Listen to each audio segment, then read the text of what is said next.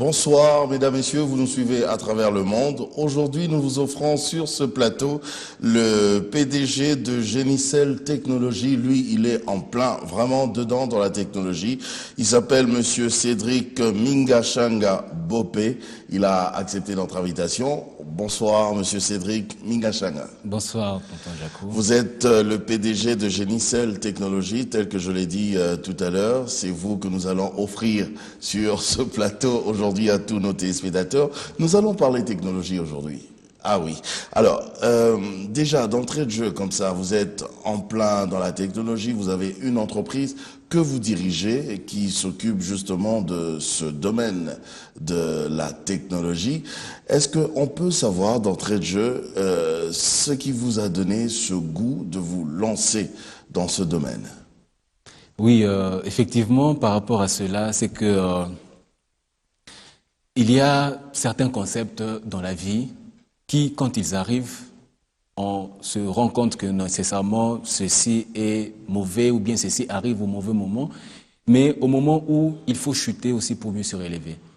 Par rapport à cela, je le dis clairement que un moment nécessairement, bon, moi je suis un enfant gécamine, donc mon père est de la gécamine, et à un moment il s'est passé une période de perturbation au niveau de la gécamine.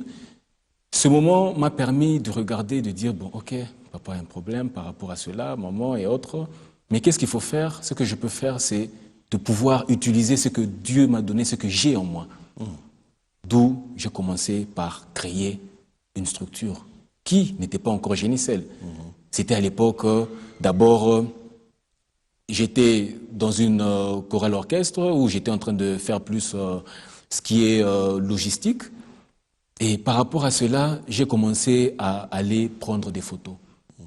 Ces photos, j'allais les prendre avec quoi? C'est un appareil, vous voyez les vieux anciens appareils analogiques là. 36 poses, 24 poses. Oui, oui, avec des différents flasheurs, mais cet appareil n'avait pas un flasheur, je l'ai pris chez un oncle qui n'utilisait même pas. Et par après, une fois là, je passe dans ce qu'on appelle ici couramment les bilocos. Je passe, je trouve une diplomate, j'ouvre cette diplomate, il y a un appareil photo vraiment avec le kit complet. Malheureusement, c'était un appareil photo juste presque comme jouet.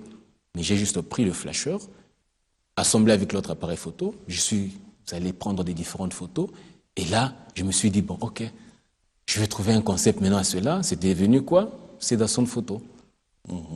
J'ai commencé avec sédation de photo, et après la photographie, je me dis, non, mais quand je continue avec cela, bon, il y a des amis de papa, à chaque week-end, ils viennent, ils me voient, et non, Cédric, tu peux pas venir nous balancer de la musique dans telle fête, dans ceci, cela. C'est que ça me faisait à peu près une affaire à l'époque de $150 chaque semaine.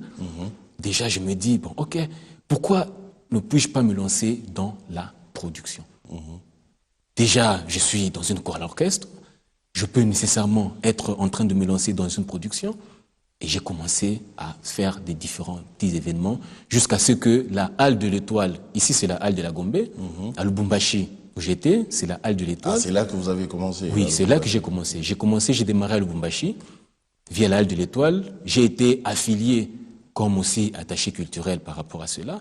Et à chaque fois qu'il y a des événements, qu'il y a tout l'ensemble des différentes activités, j'étais là. Et par rapport à cela, ça m'a permis de pouvoir continuer et progresser. D'où toutes ces technologies ont commencé maintenant à être mentionnées. J'ai commencé à quitter la photographie, je suis entré maintenant dans l'audiovisuel. Et dans l'audiovisuel, je fais une exclusivité, c'est que des concerts peuvent se passer au niveau du Katanga, Lubumbashi. Moi, je prends les mêmes images, je les retransmets directement via des chaînes de télévision. Et les gens regardaient à cette époque, ils disent, non, mais ce monsieur... Comment vous faisiez? Vous travailliez à une chaîne de télévision, c'est ça? Non, je ne travaillais pas à une chaîne de Mais télévision. comment la retransmission se faisait en direct alors? La retransmission se faisait en direct en passant par l'ancienne technologie des faisceaux. Donc vous aviez un faisceau mobile? Oui, il y avait un faisceau mobile, mais ce faisceau était loué. Je louais juste la capacité de ce faisceau. Ce faisceau appartenait à certaines autres chaînes locales. Il me donnait nécessairement cela. D'où je prenais l'image en temps réel. Je parvenais à y ajouter. Mais ce faisceau mobile, vous devriez envoyer maintenant l'image à une antenne appartenant à une télévision. Oui. Alors, mais vous passiez par quelle chaîne alors? Parce que vous n'étiez même pas en relation avec une chaîne. Non, dire qu'on n'était pas en relation avec une chaîne, on était en relation avec plusieurs chaînes. Ok. Avec plusieurs chaînes. Donc vous leur proposiez? Oui, on leur proposer Les cela. retransmissions en direct. Oui. Et par rapport à cela, il y avait des différents frais qu'on était en train de payer. OK? D'où j'étais en train de faire cela et les gens ont vu. J'ai entendu une fois, c'était le dimanche à 12h, il y a une émission qui passait sur une des radios et on parlait de Cédric Bopé du beau pays. Par après, j'entends ça, ils me disent non, le numéro 1 ou le number 1 du live au Katanga. Là, ça me tique. J'ai dit, ah bon? Et quand je regarde de plus près, ils me disent, non, mais en réalité, un petit comme toi, j'avais à l'époque l'âge de 17 ans. À l'âge de 17 ans, tu parviens déjà à éblouir. J'ai continué dans cela. Est-ce que vous avez fait des études scientifiques à l'époque? À l'époque, non. J'ai commencé en scientifique, mais c'est le moment où je me lançais déjà dans les sciences technologiques et informatiques, d'où je me suis dit maintenant, comme il y avait un grand besoin des gens, ils veulent qu'on puisse les former dans des différents outils bureautiques et autres, je me suis dit, bon, pourquoi ne pas faire une science qui me permet de mieux enseigner? J'ai dû laisser la scientifique pour aller vers les sciences pédagogiques. Okay. J'ai terminé, j'ai eu mon bac en pédagogie générale et appliquée. Et suite à cela... Mais vous n'êtes pas resté dans la pédagogie. Mais je ne suis enfin, pas... la pédagogie autrement maintenant. Oui, maintenant je fais la pédagogie autrement. Cette pédagogie maintenant qui me permet de prendre ce qui est en tête, de pouvoir l'expliquer et de pouvoir transmettre cela aux autres. Ok? C'est cette technologie maintenant qui, au fur et à mesure des années 2003, 2004, parce que le début a commencé en 2001, et au fur et à mesure des années 2003, 2004, c'est des différents changements qui commencent à migrer, à s'intégrer. D'où maintenant il fallait regarder qu'est-ce que je suis maintenant devenu. Et au niveau de Lubumbashi, après toutes mes différentes productions, il y a un des grands mécènes, Dédé Mopassa, qui a eu nécessairement remarqué, et il m'a fait joindre au Festival Nzenzé, d'où nous avons lancé la première émission au Festival Nzenzé. J'étais là en tant qu'attaché... En direct. J'étais là. Non, ça ne passait pas en direct. Il n'y avait pas des accords par rapport au direct et autres, mais on faisait des émissions préenregistrées et on faisait nécessairement un festival enregistré comme ça. Et par rapport à cela, j'étais attaché à la technique. Après ça, après le festival, il y a eu maintenant une autre innovation que j'ai eu à faire. C'était l'échange culturel entre Lubumbashi et Brazzaville, avec l'émission Club des potes de Myriam Esther, que je salue aussi en passant.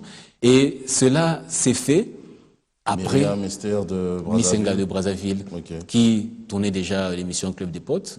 Et elle est venue à Lubumbashi, on a fait l'échange culturel et on a mis maintenant une autre section du Club des potes à Lubumbashi.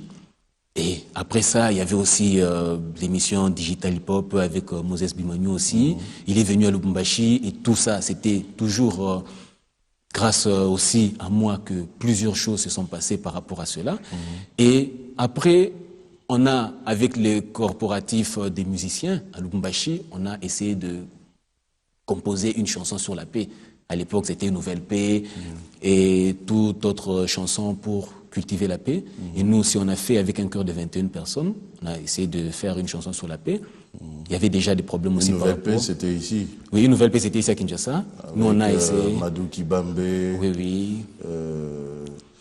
Comment lui Onema et tous les autres. Oui.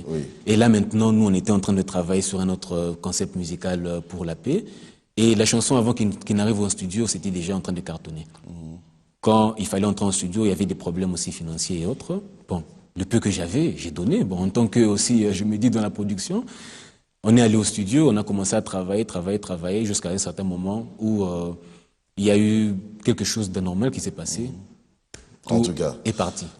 Une belle histoire, mais je vois bien, je sens que, au fait, vous étiez beaucoup plus dans la production, vous aimez bien l'audiovisuel et tout, mais là, vous vous retrouvez vraiment dans la technologie, en train de créer, de réfléchir.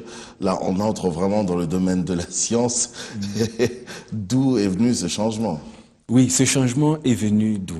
Ce changement est intervenu quand maintenant toutes ces différentes techniques ont commencé à nécessiter une intégration technologique. Par rapport aux images et aux traitements, il fallait maintenant faire des traitements assistés par ordinateur. D'où je ne me limitais pas seulement à prendre la photo, il fallait maintenant changer, la traiter en réalité. Après cette traitance, il a fallu maintenant prendre toutes ces différentes images vidéo, pouvoir les monter. C'est là maintenant que j'ai commencé à prendre le goût de l'environnement informatique. Et quand il était 2004, je me suis dit maintenant, il faut voir les différents concepts. C'était d'abord Cédasson Photo, maintenant c'est devenu Cédasson Production. Et après maintenant, je me mets à imaginer, j'ai dit, mais c'est Dieu dont on parle, le génie créateur. Ce génie créateur, il a eu à mettre des produits dans le monde et je suis un de ces produits. Mais maintenant, moi, je suis donc le produit du génie. Alors, il faudrait aussi que moi, je puisse aussi produire un génie, alors ce génie, ça sert à qui? Peut-être que ce génie, ça sera mon enfant. Alors, si c'est un enfant, si c'est un garçon, il porte alors le prénom de Génicelle, d'où c'est un prénom qui commence à être créé. Si c'est une fille, elle porte le prénom de Génicella. Et là, le concept est resté tel que c'est. Génie comme génie. Oui, donc en fait, Génicelle qui veut dire nécessairement le produit du génie. Ok, je suis le produit du génie créateur qui est le Seigneur. Moi, je suis aussi le génie innovateur ou bien concepteur. Ok, et il y a aussi des différents produits que j'ai. C'était d'abord comme un prénom. Ce n'est qu'en 2007, 2008, 2009, comme maintenant, j'ai commencé à voir maintenant, c'est dans son production et la technologie, l'informatique, ça colle pas trop. Il fallait maintenant trouver notre concept. C'est quand je vais me rappeler, en 2004, j'avais eu à créer Génicelle, d'où que je prenne Génicelle, que ça devient maintenant le nom de l'entreprise et la structure. Je suis allé maintenant au nom de Génicelle, j'ai eu à faire enregistrer ça. Quand je suis arrivé ici à Kinshasa, c'était en 2007, et déjà en 2009, j'ai eu à enregistrer ça légalement. Mais maintenant, ça a été Génicelle Africa Corporation. Jusqu'au moment où OADA a eu à démarrer les procédures, je me suis dit non, je garde Génicelle SARL. Mais Génicelle SARL qui va constituer une entreprise qui est un groupe ou un holding, mais cette entreprise maintenant pourra avoir des différentes autres succursales.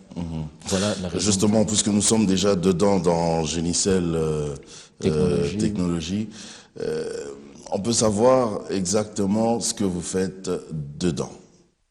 Ce que je fais... Déjà, avant de nous dire ce que Génicelle Technologie fait, j'aimerais que vous nous parliez un petit peu du début de Génicelle Technologie, parce que nous avons remarqué qu'il y a des gens qui y travaillent. Comment vous avez fait pour recruter, rassembler toutes ces personnes, tout ce personnel? Vous êtes allé sur base de quels critères? Enfin bref, expliquez-nous. Par rapport à mon personnel, j'ai eu une logique de recrutement qui est totalement différente. Chez moi, ce n'est pas les diplômes qui m'intéressent. C'est vrai que c'est un atout majeur.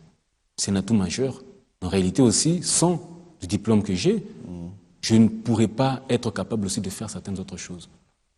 Mais en grande partie, j'aimerais nécessairement quand quelqu'un vient... Le vrai diplôme, quelqu'un a dit, c'est dans la tête. Oui, le vrai diplôme, c'est dans la tête. Il y a certaines autres personnes qui n'ont pas nécessairement de quoi se payer ces différentes universités ou bien de faire des hautes études. Mais dans la tête, il a quelque chose. Énormément de connaissances. Énormément de connaissances. De talent. Il est aussi vrai que moi aussi, à certains moments, il y a certaines études que j'ai eu à faire pour lesquelles j'ai moi-même, par cette volonté, sorti de l'argent pour aller parfaire certaines autres études. Et cela sans aucun dérangement de qui que ce soit. C'est pour dire que toutes ces personnes ont le besoin et cette envie de pouvoir aller faire des études, mais ils n'ont peut-être pas de structure, ils n'ont peut-être personne pour écouter par rapport à ça. Moi, je viens, je regarde d'abord, écoutez, qu'est-ce que vous avez en vous? Qu'est-ce que vous disposez dans la tête? Et qu'est-ce que vous êtes capable de faire? Ce n'est que par cela que je puisse maintenant parvenir à orienter la personne. Et quand vous orientez la personne, vous sentez nécessairement que cette personne est là. C'est pour ça que... Elle passe par des tests? La personne... Comment vous faites? Oui, on recrute la personne. Je prends un exemple dernièrement. Okay? J'ai eu à recruter une demoiselle qui est venue, mais elle était d'abord encore embrouillée par ses problèmes de mémoire. Okay? Elle a été embrouillée par cela. Je l'ai fait venir. Mais avant même de commencer d'abord par les procédures, Génicelle et autres, j'ai voulu d'abord l'orienter par rapport à sa mémoire.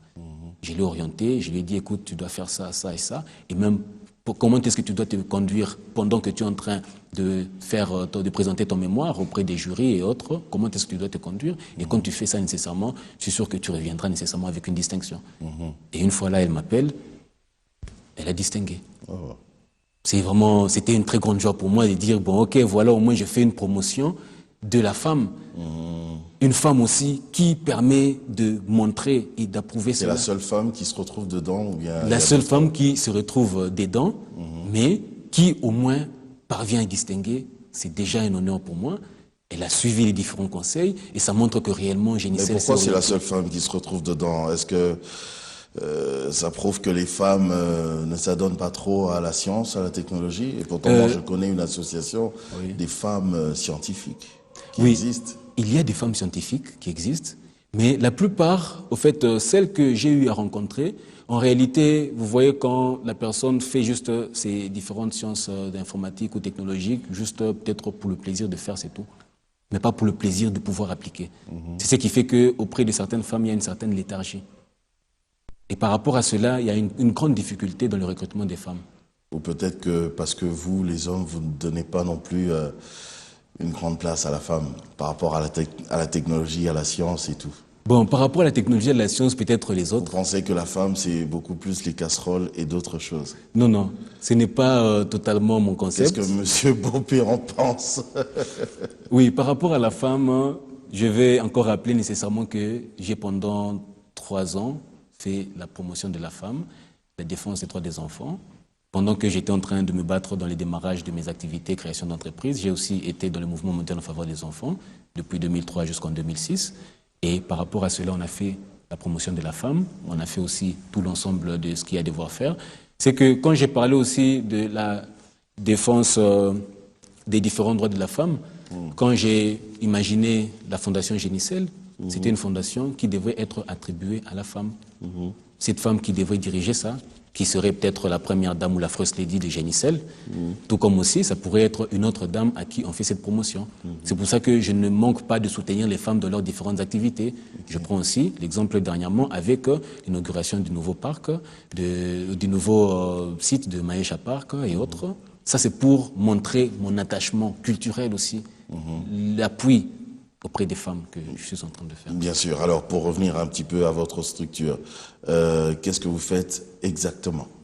Ce qu'on fait exactement... La spécialité. La spécialité, nous sommes dans l'intégration des systèmes pour petites, moyennes et grandes entreprises. Quand je parle de système, il y a quoi, premièrement? Génicel est une entreprise qui fournit et programme des applications, des logiciels.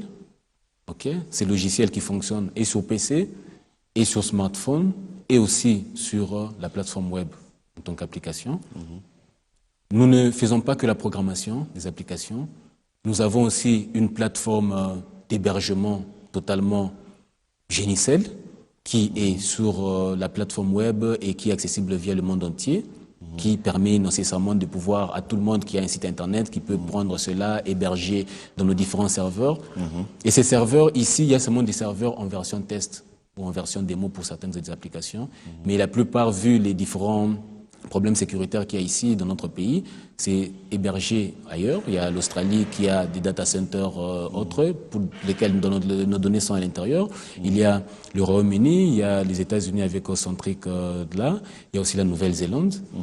Tout ça, ça constitue des différents data centers où nous sommes en train nécessairement d'avoir des serveurs qui stockent les données de nos différents clients. C'est pour ça que... Donc même vos serveurs se retrouvent ailleurs? Oui, même les serveurs en réalité se retrouvent ailleurs. Pourquoi? Pourquoi? Parce que ici, dans notre pays, il y a déjà un problème sous le plan sécuritaire, ce n'est pas encore trop bien garanti. Sous le plan financier, ce n'est pas encore trop bien garanti dans notre pays. Qu'est-ce que vous entendez par plan sécuritaire? On peut prendre les informations, on peut voler des informations? Par rapport au plan sécuritaire, c'est que ici, dans notre pays, il y a un problème. Quand je parle du plan sécuritaire, c'est que on n'est pas encore stable. On peut détruire les serveurs. Oui, on peut détruire les serveurs parce qu'on n'a pas encore atteint une stabilité. On n'a pas encore atteint une stabilité qui fait que ça puisse encourager des investisseurs ou encourager des hommes d'affaires à pouvoir y placer toute la confiance dans le pays, comme on le fait dans les autres pays. Et par rapport à cela, bon, Mais c'est s'il y a vrai déjà que... plusieurs banques, par exemple, je ne vais que dans le domaine des banques. S'il y a déjà plusieurs banques ici au pays, c'est-à-dire que ça va, il y a de la confiance. C'est-à-dire que même au niveau de vos serveurs, vous pouvez aussi les placer ici, non, au pays? Oui, on peut le faire déjà avec la Banque centrale. On peut parvenir à intégrer des serveurs auprès de la Banque centrale parce que là, même quelle que soit la guerre, la Banque centrale ne pourra jamais être touchée. Ok. Mais quand c'est dans des banques et autres, on peut à tout moment faire ceci, cela ou bien n'importe quoi. Mais il est aussi vrai que ces banques ont juste des serveurs qui sont juste physiquement, ils vont parler juste des serveurs qui sont ici, mais en réalité, toutes les données sont à l'étranger. Ils appliquent une... Alors oui, je rentre un petit peu en arrière. Vous avez parlé de la gestion des PME, c'est ça? Oui. Comment vous faites concrètement? Concrètement, nous allons vers le client pour y apporter des différentes solutions. Nous allons vers les clients pour y apporter des différentes solutions. Ça peut être sur la plateforme matérielle, ça peut être sur la plateforme sur le logiciel, tout comme aussi les clients ont des différents problèmes. C'est comme on arrive chez un client, on se rend compte que ce client, c'est un client qui héberge son site chez nous. On arrive chez le client, il avait un problème d'accessibilité à ses mails. Nous sommes allés, on a résolu le problème, mais quand j'entre via la connexion, c'est un problème. La connexion est trop lente. Et par après, j'arrive là, on parle avec le client dit non, non, on a un problème de connexion et tout l'ensemble. Ok. Par après, j'ai dit ok, ça va, j'ai compris, nous allons trouver une solution. Je vais, je travaille, je fais un peu des différentes recherches par rapport à cela, je trouve un équipement adéquat. Par après, je rentre vers le client pour dire voilà, par rapport à cette vitesse, il y a la solution, tu as 10 fois, 8 fois plus que la vitesse que tu as maintenant. Peut-être encore au même tarif. Et par après, le client souscrit. Et avant la souscription, j'ai dit au client, écoute, moi, je veux qu'avant que le client ne puisse souscrire, que le client puisse être rassuré et garanti. Moi, je ne vais pas venir vous forcer à pouvoir prendre une ou telle autre technologie, mais il faudrait que vous puissiez réellement prendre le temps qu'il faut pour vous rendre compte que réellement c'est le produit. Parce que moi, je n'ai pas envie de venir juste donner le produit pour que 2 jours après, 3 jours après, le client me rappelle. Mais je veux que ce produit que je suis en train de donner aux différentes personnes, qu'ils utilisent ça pendant les différents jours. On peut venir changer s'il y a des migrations vers les nouvelles versions de toutes les différentes solutions. Mais quand je mets ça, je suis aussi calme quand le client est calme. Voilà, ça c'est l'apport déjà au niveau des clients. Au niveau des PME? Au niveau des PME. Au niveau des PME. Alors, pourquoi vous n'êtes resté que au niveau des petites et moyennes entreprises, alors qu'il y a aussi des grandes entreprises qui existent, puisque vous êtes déjà dans le domaine de la technologie, forcément qu'ils auront besoin de votre apport, de vos connaissances. Pourquoi vous n'allez pas de ce côté? Est-ce que parce que vous n'avez pas assez de moyens ou assez de potentialité pour accéder à ce niveau-là? Par rapport à ces grandes entreprises, je vous informe que nous y sommes déjà. Ok. Nous y sommes déjà. Quand je dis petite, moyenne et grande entreprise. Donc, grande entreprise, déjà, il y a tout l'ensemble, nous y sommes déjà. Déjà du fait que avec certaines autres applications qui sont encore des exclusivités jusqu'à présent. Je prends l'exemple du Africa School. C'est une application que vous avez créée. Oui, une application qu'on a créée, que nous sommes en train de mettre en place, en réalité, qui est déjà en phase terminale, déjà 80%. Donc, ce sera opérationnel bientôt. Oui, ça sera opérationnel vraiment bientôt. Maintenant, là, dans le smartphone? Non, pas d'abord dans les smartphones. Sur la plateforme web. Ok. Sur la plateforme web. Ok. Donc, le Africa School, en réalité, c'est un système de gestion des écoles africaines. C'est que toutes les écoles africaines, qui est en termes de millions, ces écoles peuvent se connecter au même moment via ce système Africa School, sans qu'il y ait interférence en termes de données. Chaque école se connecte avec ses différentes données. C'est-à-dire? C'est-à-dire une application qui est accessible de partout en Afrique, dans toutes les écoles, et pour laquelle le préfet se connecte, il a son outil de gestion. Le professeur se connecte, il a aussi son outil de gestion.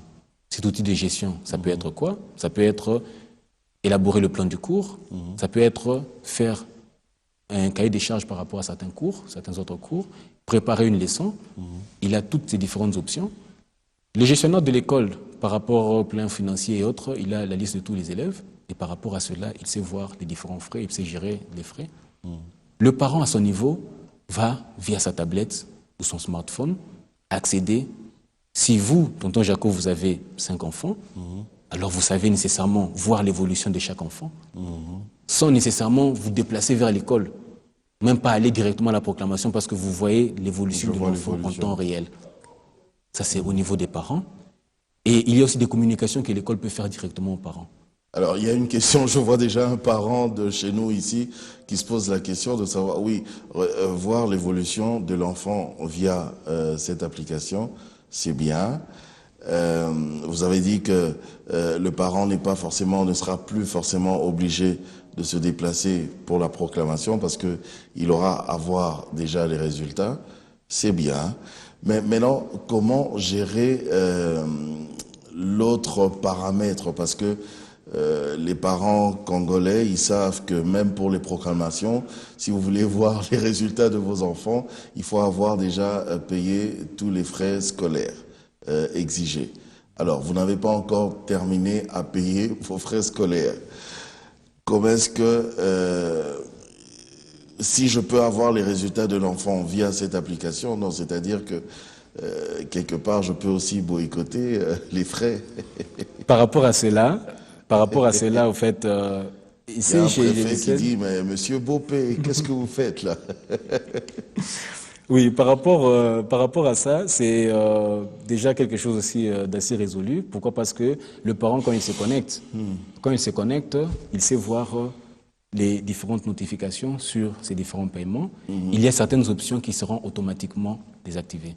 Okay. Il peut voir une progression de l'enfant, mais sans savoir les résultats. Vous voyez juste une courbe de progression qui peut être soit ascendant ou descendant. Okay. Mais vous êtes limité à voir des résultats. Pour avoir les résultats... Dans les détails, vous les connaissez pas. Les détails, vous les connaissez pas. Mais vous savez au moins voir et suivre l'enfant. Progression graphique et tout. Oui, progression graphique, savoir que non, dans tel cours, il y a des difficultés, soit en termes de pourcentage de compréhension. Il peut savoir, ah, il a 30% de compréhension dans ce cours, pour que je fasse un effort. Par rapport à ça, il peut faire un effort. Mais pour maintenant avoir les réels résultats et autres, bon, ça maintenant, ça demande qu'ils puissent régulariser les différents autres frais. En tout cas, ça c'est une des applications qui sera déjà donc, bientôt opérationnelle déjà sur le marché. Il y a encore d'autres applications? Il y a encore d'autres applications. C'est les examens d'État online. Les examens d'État en ligne. C'est aussi une application pour laquelle je suis en train de tester chaque jour ici sa démonstration. J'ai fait juste une petite démonstration. Et par rapport à cela, maintenant, ça va devoir demander maintenant une collaboration avec le gouvernement. C'est là maintenant qu'on voit la grande instance. J'ai vu, on nous a montré une fiche là. Je ne sais pas si Michel Mumbongo peut nous remettre ça. Comme ça, vous allez nous expliquer justement cette fiche, par exemple. Là, c'est une fiche de quoi? De l'élève?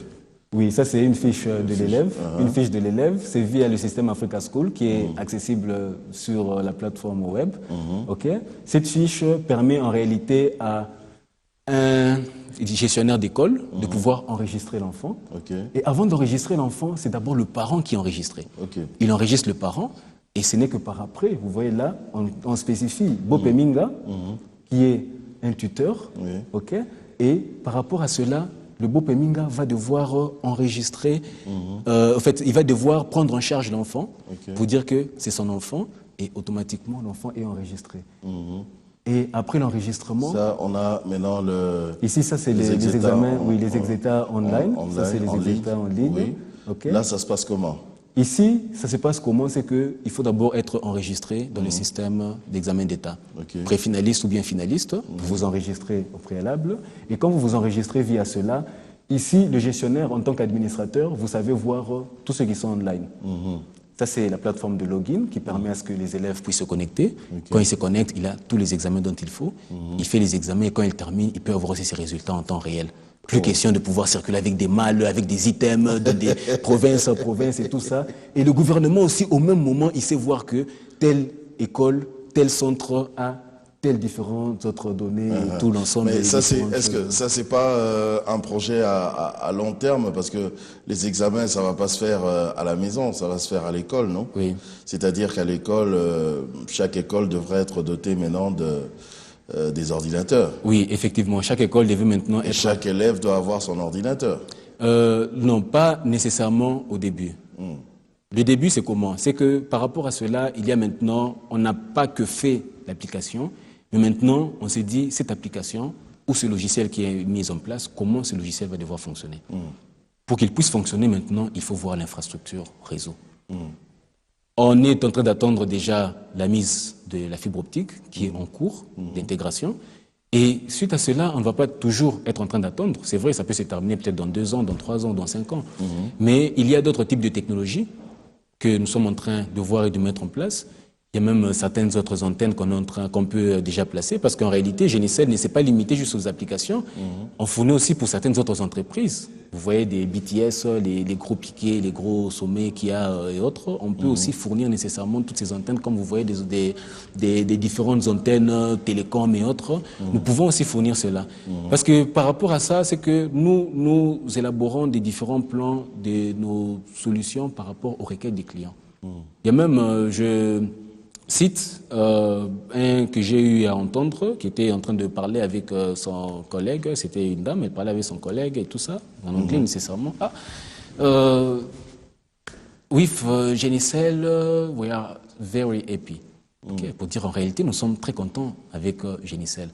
Il dit, mais qu'est-ce qui se passe? Il dit, non, I have many things, I have many problems here, but today, the first solution, I'm going to get it in Génicel. Pour dire en réalité, cette personne venait de l'Afrique du Sud.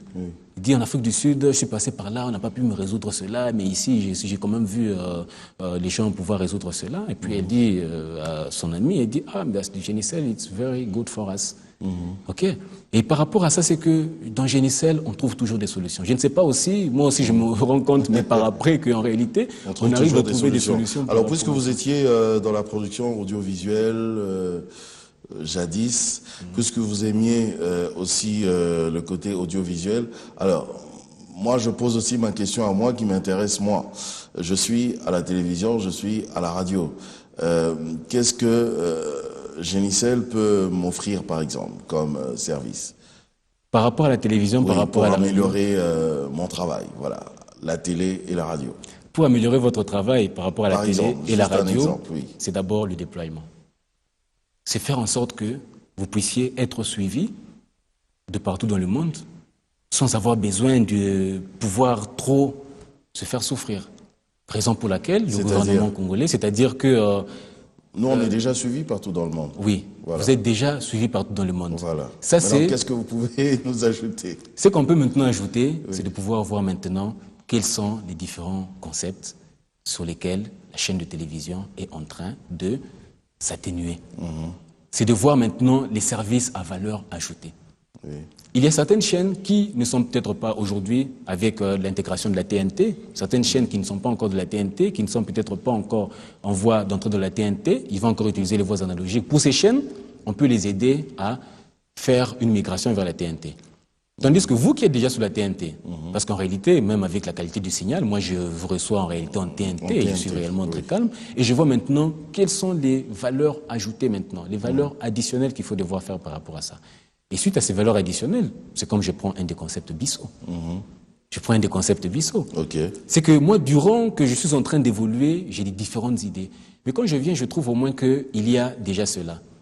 J'avais aussi une idée de faire une chaîne de télévision comme B1. Mais aujourd'hui, je vous rassure que je suis maintenant calme. Pourquoi? Parce qu'au moins, un Congolais a eu à faire cela.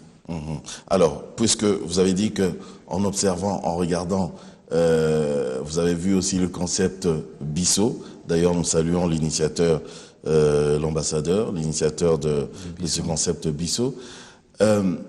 Et vous, ça vous a inspiré? Parce que j'ai vu qu'il y a maintenant aussi une application que vous êtes en train de travailler qui s'appelle BISO Chat.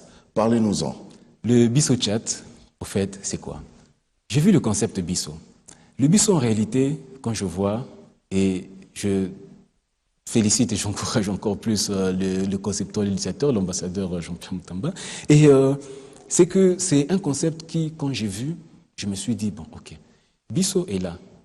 C'est vrai qu'il y a des différentes activités qui sont faites, mais dans BISO, on doit retrouver toutes nos valeurs. Nous devons nous retrouver toutes nos valeurs. Alors, pour mieux échanger sur nos valeurs, il y a la télévision, certes, mais utilisons maintenant aussi tous les outils des supports technologiques. Nous avons les smartphones, nous avons les tablettes, Et il y a aussi l'Internet. Alors ceux qui sont à l'étranger, qui sont aussi des Congolais, peuvent se connecter à la plateforme Bisso et échanger sur les valeurs, les différentes valeurs qui sont des valeurs africaines.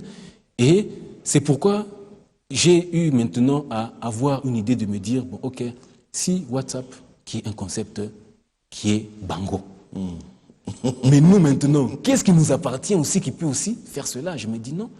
Alors si Bisso peut aussi nécessairement être en train d'être une plateforme d'interchangeabilité, d'échange de données entre différentes personnes, je suis là pendant que je viens à l'émission, ok?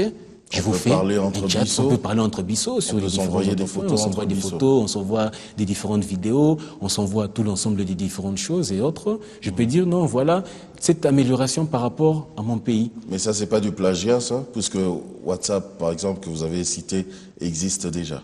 WhatsApp existe déjà. Donc quelqu'un va dire, ben voilà, Monsieur Bopé, il a juste enlevé WhatsApp et il a mis Bisso. C'est aussi la même chose comme la RTNC qui existe déjà et Biwan aussi a fait sa chaîne de télévision. C'est pour dire en réalité que dans le monde, il est donné à tout le monde une opportunité de faire dans ceux pour lesquels il se sent bien. Aujourd'hui, on ne parle pas de copie. Pourquoi? Parce que nous tous, on est en train d'utiliser les mêmes choses, les mêmes valeurs. Prenons les cas des téléphones. Les cas des smartphones. Oui, parce que vous avez créé aussi un smartphone. Oui, oui. C'est encore aussi une autre exclusivité, surtout que nous sommes en train de nous battre déjà aujourd'hui, 13 ans. On va dire un smartphone congolais. Oui. 100%. Oui, un smartphone vraiment 100% congolais. C'est vrai que par rapport à cela, il y a aussi certains autres aléas, du fait toujours que sur le plan économique ici... Ce que nous voyons d'ailleurs sur l'écran. Oui, sur le plan économique ici, c'est encore un peu compliqué, d'où nous sommes obligés de traiter avec des usines extérieures pour l'assemblage et pour tout l'ensemble. Mais nous sommes en train de nous battre sur la conception ici, le système d'exploitation qui doit être à l'intérieur, l'assemblage sur le plan matériel, les types de processeurs qu'il faut utiliser. Parce que je me suis vu en train de manipuler cela, je me dis, bon, ok, si on fait une étude par rapport à ça, la Malaisie, qui était utilisée comme, à l'époque, pays du tiers-monde, l'Indonésie, ces pays en réalité ne représentaient rien. Mais aujourd'hui, si l'Indonésie fabrique des processeurs, tous ces processeurs que nous utilisons dans nos téléphones, que ce soit Qualcomm, que ce soit Kirkclean, que ce soit les processeurs Samsung, Motorola et autres, c'est fabriqué en Indonésie. Et donc, l'Indonésie peut fabriquer cela, il y a l'autre qui s'occupe du design, il y a l'autre qui s'occupe de tout le reste là. Mais moi, quand je suis en train de mettre en place ces différents concepts, je ne pense pas d'abord au designer, je suis d'abord moi-même designer. Même ce modèle que vous voyez en réalité, je l'ai monté réellement de toutes pièces. Et si peut-être ce modèle de smartphone que vous avez vu à la télé, que vous êtes en train de voir, je l'ai monté de toutes pièces. Je peux même vous montrer nécessairement toutes les différentes phases de production de ce design. Je peux enlever pièce par pièce et vous allez voir réellement comment est-ce que c'est fait pour dire en réalité que je ne suis pas en train de faire quelque chose qui soit nécessairement... Mais quand je regarde ce smartphone, je peux dire que ça c'est... vous n'avez pas trop réfléchi, au fait. Ça existe déjà, ces genres de smartphones. Ces genres de smartphones, prenez d'abord le temps de voir ce modèle. Prenez d'abord le temps de bien voir ce modèle. Qu'est-ce qui fait que ce soit un smartphone congolais? C'est quoi le côté congolais? C'est quoi un smartphone? C'est un smartphone. Le côté congolais, c'est premièrement le Bisso. Chatter avec Bisso. OK. Deuxièmement, maintenant... Le Bisso chat. Oui, le Bisso chat. Deuxièmement, maintenant, il est Okapi. C'est-à-dire? C'est-à-dire quoi? Quand je vais aux toilettes, je ne vais pas avec ma femme, mais je vais avec mon téléphone. Oui. Partout où je vais, je suis avec mon téléphone. C'est que lui, s'il est l'Okapi, parce que l'Okapi, en réalité, c'est l'ami fidèle. Voilà pourquoi est-ce que ce téléphone porte le nom de le Génicel Okapi, de Okapi One, qui est quoi? C'est l'ami fidèle. Ça, c'est d'abord un des tout premiers concepts. Pour faire d'abord la promotion d'une des valeurs rares qu'on ne trouve que en RDC et aussi en Afrique. Il y a l'Okapi. Après cela, je me dis, pourquoi pouvoir toujours prendre ce que les autres ont eu à intégrer? C'est vrai qu'on n'invente pas la roue. Nous sommes en train de la modifier. Mais en réalité, quand je regarde, c'est les autres occidentaux qui ont eu à prendre des concepts ici chez nous, ils les ont modifiés. Donc nous avons créé beaucoup de choses. Ça? Comment? Je prends le Likembe. C'est le tout premier synthétiseur. Ils sont venus, ils ont trouvé les Africains en train de faire du Likembe avec toutes les notes bien précises. Il y a le banjo qui était la toute première guitare. Les Occidentaux sont venus, ils ont pris ça, ils sont allés, ils ont retravaillé cela, et par après, on vient nous revendre ça, pour maintenant faire disparaître toutes nos cultures. C'est là même la base de Bissau, qui fait qu'en réalité, nous devons retrouver toutes nos valeurs culturelles. C'est-à-dire, dans ce téléphone, dans ce smartphone, il faudrait qu'une personne qui s'achète le smartphone, en réalité, si c'est une femme qui veut aller s'apprêter à aller au mariage, elle ne sait pas comment préparer son foufou, ou bien son boukari, ou bien son bichim, comme on le dit dans mon dialecte du Bakuba et autres. Comment faire maintenant par rapport à cela? Elle peut trouver une image vidéo qui peut être là sur les différentes préparations des mets. Les sons qu'on retrouve dedans, les sonneries, les musiques, est-ce que ce sont des sons et musiques de chez nous ou bien c'est comme dans tous les smartphones? Les sons qu'on retrouve à l'intérieur, nous avons nos propres sons.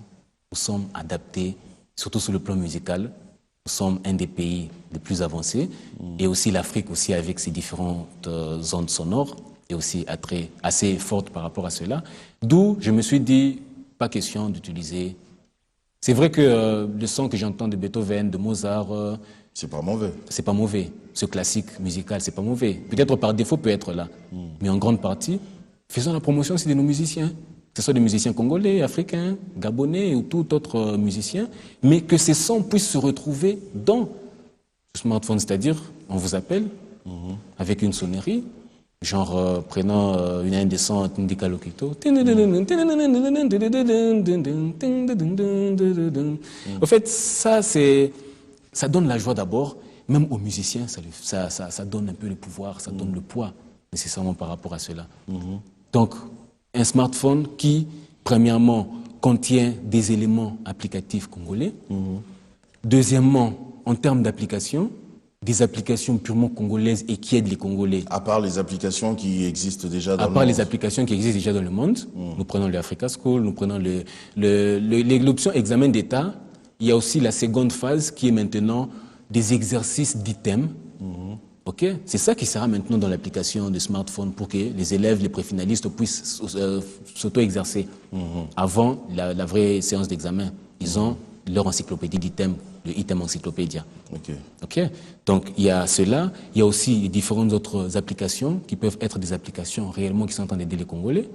Ok. Prenons la géolocalisation qui peut permettre à ce que pour le ministère de l'urbanisme et habitat, ils peuvent aussi avec le smartphone essayer de vérifier nécessairement à tel endroit quelles sont les parcelles qui sont en ordre, quelles sont ceux qui ne sont pas en ordre, ils savent vérifier tout l'ensemble.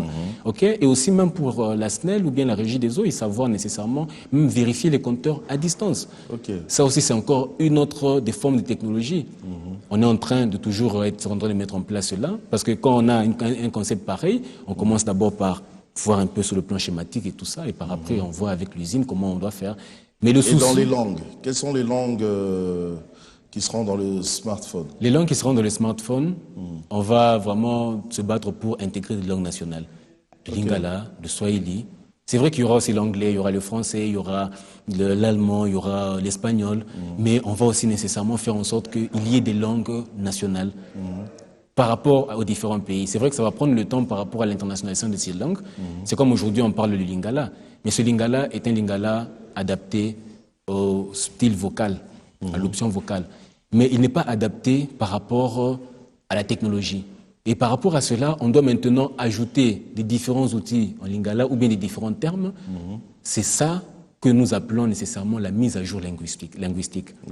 On fait une mise à jour linguistique qui permettra maintenant que ce lingala puisse avoir des différentes options qui nous permettent de pouvoir mieux se stabiliser par rapport à ça.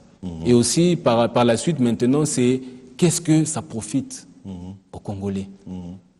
Le profit du Congolais, c'est que dans les 5 ans, peut-être 7 ans, ça pourra être produit via l'étranger, par l'assemblage.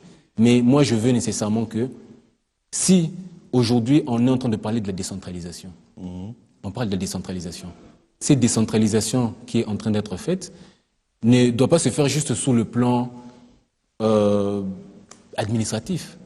Cette décentralisation doit aussi se faire aussi sous le plan nécessairement d'apport par rapport à la société. La société doit aussi sentir réellement l'apport par rapport à cela. Moi, je suis en train de voir, bon, on est tous concentré et on a tout centralisé ici à Kinshasa. On a tout centralisé à Kinshasa, pourtant il y a des provinces. Donc bientôt, on aura, bref, le smartphone congolais. Oui. Bientôt. Bientôt. Dans combien de temps à peu près? Par rapport au temps, je suis encore d'abord imparti par rapport au temps, parce qu'il ne s'agit plus maintenant juste à nous de pouvoir terminer cela. Il y a maintenant des différents accords internationaux par rapport à certaines autres licences, par rapport à certaines autres collaborations et tout l'ensemble. Parce que ce n'est pas vraiment très facile de pouvoir mettre en place ce genre d'outils, mais on est nécessairement en train de se battre. Il y a déjà des avancées assez significatives sur ça, mais nous sommes encore en train de voir avec d'autres plateformes étrangères pour voir maintenant comment est-ce qu'on peut le mettre à disposition du public. Voilà. Alors pour terminer, on va pas se quitter comme ça. Moi j'aimerais quand même que vous nous parliez un petit peu... allez, on va rentrer peut-être dans la cuisine interne, hein, mais bon... pas trop, hein, dans les détails, juste nous parler des projets, des quelques projets d'avenir pour ce qui concerne Génicel Technologies, pour ce qui concerne monsieur Cédric Bopé. Ok, par rapport au projet d'avenir, ici, j'aimerais dire le premier projet d'avenir, c'est toujours l'Africa School, parce qu'en réalité, c'est une plateforme qui aidera nécessairement et sensiblement les écoles. Même quand la Banque mondiale, la BAD pourra entendre cela, c'est le gouvernement normalement qui doit m'accompagner maintenant auprès de l'Union africaine pour présenter ça. Ça, c'est déjà un des grands projets. Il y a le Item Encyclopédia aussi qui est un deuxième grand projet et pour lesquels nécessairement je suis maintenant en train de vouloir traiter en partenariat avec le ministère de l'Éducation nationale pour continuer à apporter des solutions par rapport aux innovations sur le plan éducatif et aussi par rapport à aider le gouvernement. Aider le gouvernement maintenant dans la mise en place de ces différentes technologies. Aujourd'hui, avec la décentralisation, en réalité, pour nous, informaticiens, c'est assez maintenant vaste. C'est devenu assez compliqué parce qu'il faut qu'on puisse refaire toute la panoplie des bases de données par rapport à tout le système qui est en train d'être intégré. Et suite à cela, il y a aussi l'intégration et la remise en place de la téléphonie fixe. La remise en place de la téléphonie fixe avec des téléphones de marque Génicel, des smartphones, non pas smartphones, en fait des téléphones fixes de marque Génicel, parce que Génicel est aussi une marque de fabrique. On fabrique maintenant des équipements propres à nous. D'accord. Ces équipements, quand il y a des requêtes des clients, on travaille sur le schéma, on envoie et puis par après nous produisons ces différents équipements qu'on peut être en train d'installer. C'est pour ça que la plupart des solutions qu'on implante, qu'on donne, on fait avec un soutien, de ces différents autres équipements et autres. En tout cas, nous on vous dit merci de tout cœur, monsieur Cédric Minga Changa Bopé.